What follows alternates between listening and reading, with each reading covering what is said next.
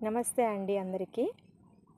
ఎప్పుడైనా, ఎక్కడైనా, ఎవరైనా పని ఎక్కువ చేసి, అవమానాలు పొంది, నిందలు పొందుతుంటే ఆనందపడండి.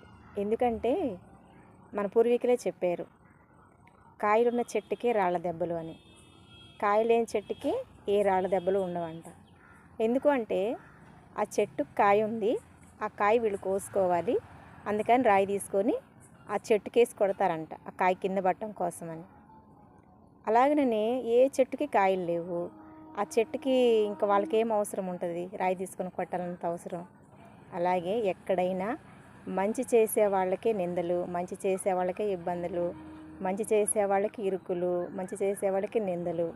అయినా ఏం బాధపడద్దు, ఎందుకంటే ఆ సామెత తెచ్చుకొని మనం గుర్తు తెచ్చుకొని ముందుకు కొనసాగటమే. ఎందుకంటే మనం ఎప్పుడు ముందుకు కొనసాగుతూనే ఉండాలి.